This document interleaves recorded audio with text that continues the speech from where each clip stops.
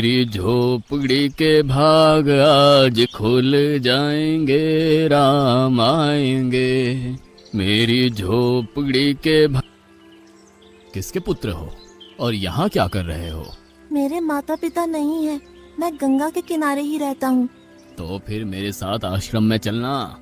मैं आश्रम में अकेला रहता हूँ। तेरे साथ रहते हुए मुझे आनंद होगा। मैं आपके आश्रम आऊंगा, लेकिन मेरा शरीर देख लो बाबा जी। मतलब क्या कहना चाहता है तू? और तेरा नाम क्या है? मेरा नाम अढ़ैया है। अढ़ैया? ऐसा नाम तो इस प्रदेश में नहीं पाया जाता। इसमें कोई प्रदेश से मतलब नहीं है। इस उम्र में मैं 2.5 किलो की बाटी अकेला खाता हूँ और उसके साथ शाक भाजी, दाल, चावल, मिठाई ये सब अलग से खाता हूँ। इसी कारण लोग मुझे अढ़ैया कहते हैं। अरे कुठार भरे हैं बच्चा, तुझे जितना खाना हो उतना खाना। और ये अढ़ैया नाम भी मुझे पसंद आया। तू चल आश्रम। आप कहोगे उतना काम करूँगा बाबा जी, लेकिन खाना खिलाने में कोई कमी मत रखना। 2.5 किलो की बाटी तो चाहिए ही मुझे, फिर खुराकी बढ़े तो कुछ कह नहीं सकता। अरे भाई तू खाना जितना खाना हो उतना। तू चल, ये हमारा आश्रम है। यहाँ तुझे जितना खाना हो उतना खाना। लेकिन हमारे आश्रम का एक नियम है कि एकादशी के दिन उपवास होता है। मतलब उपवास में क्या करना होता है? उस दिन आश्रम में चूल्हा नहीं जलेगा। उस दिन भूखा ही रहना होता है। वो महीने में कितनी बार आती है? 2 बार। एक पूर्णिमा की एकादशी और दूसरी अमावस्या की। तो 2 दिन भूखा रहना पड़ेगा। हाँ। नमो नारायण, मैं जा रहा हूँ। पर क्यों? नहीं बाबा जी, एकादशी के उपवास करने पड़े ये मुझे पसंद नहीं है। पर 15 दिन में एक बार तो फल भर पेट खा लेना, दूध ज्यादा पी लेना। नहीं बाबा जी, बाटी तो चाहिए ही 2.5 किलो। पर आश्रम का नियम है। वो जो भी नियम हो, या तो नियम सुधारो या तो मुझे जाने दो। हम्म, ठीक है, तू खाना, लेकिन आश्रम में चूल्हा नहीं जलेगा। मुझे बचपन से ही गरीबी ने कई कलाइयाँ सिखा दी हैं। मुझे रसोई बनाना आता है। तो फिर आटा सब्जी लेके आश्रम से दूर जंगल में जाके वहां रसोई बनाकर पा लेना। वैसे तू एकादशी करता तो मुझे आनंद होता, लेकिन तू समझता नहीं है। पर ठीक है, आश्रम में रसोई मत बनाना।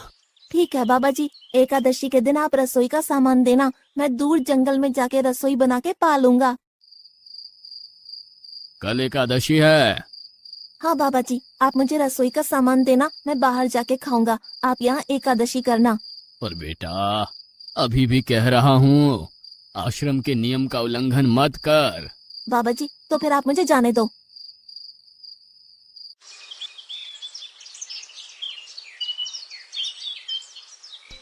हमारे आश्रम में ऐसा नियम है कि ठाकुर जी को भोग लगाकर ही पाया जाता है। तू एकादशी के दिन ये सब कर रहा है, उसमें मैं मना नहीं करता, पर ठाकुर जी को भोग लगाकर ही पाना। ठाकुर जी मतलब कौन? यार, ठाकुर जी मतलब भगवान ईश्वर।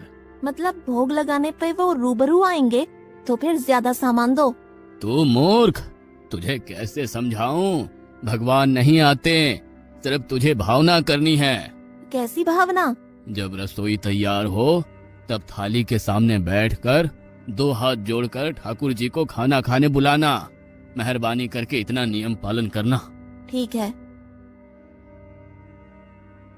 ये लड़का ठीक है, लेकिन एकादशी की होती तो कितना अच्छा होता।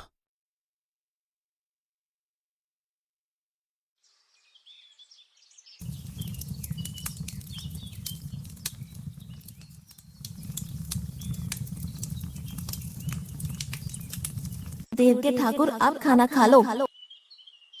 स्वामी, भोजन तैयार है। आप कहाँ जा रहे हैं? मेरा एक भक्त मुझे बुला रहा है, मैं अभी आया। गुरुदेव के ठाकुर, आप खाना खा लो। ओह, भैया आप कौन हैं? गुरुजी का ठाकुर हूँ। गुरुजी के ठाकुर? बाबा जी तो कहते थे ठाकुर जी नहीं आते, और आप आए। बाबा जी ने मुझे ठगा, और आपने भी ठाकुर। कुछ तो मर्यादा रखो ठाकुर, तुरंत दूसरे की बनाई रसोई पे टपक पड़े।